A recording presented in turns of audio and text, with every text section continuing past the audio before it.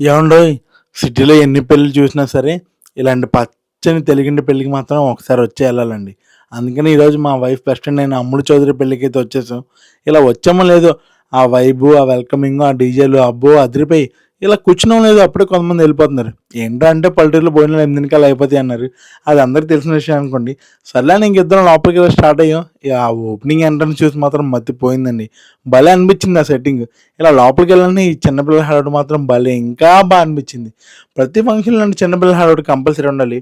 వాళ్ళు లేకపోతే ఏ ఫంక్షన్ కూడా హైలైట్ అవ్వదని అందరికీ తెలుసు. ఇంకా ఫోటోగ్రాఫర్స్ అంటారా, వాళ్ళు వచ్చిన ప్రతి ఒక్కరి మూమెంట్స్, పెళ్ళికొడుకు, పెళ్ళికూతురు హ్యాపీ మూమెంట్స్, మన మూమెంట్స్ ప్రతి మూమెంట్ క్యాప్షన్‌లో బిజీ అయిపోయారు.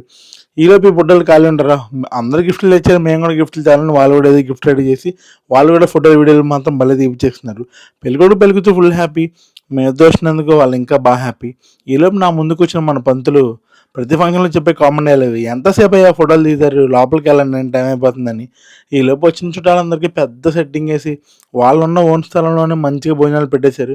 ఇంక ఎండింగ్ పెళ్ళికొడుకు, పెళ్ళికూతురు ఇద్దరు ఫ్రెండ్స్ కలిసి మంచి మంచి ఫోటోలు దిగి గిఫ్ట్‌లన్నీ ఇచ్చేశారు. ఈలోపు ఈడు 3 ఐస్ క్రీమ్‌లు తీసుకొని మనకైతే దొరికిపోయాడు. ప్రతి ఫంక్షన్‌లో అంటాడు ఒకడుంటాడు. మీరు కూడా ఎప్పుడైనా మంచి తెలుగు పెళ్ళికెళ్ళుంటే కింద కామెంట్ చేయండి. భలే అనిపించింది ఫీల్ మాత్రం. ఈరోజైతే ఇదే వ్లాగ్. Thank you.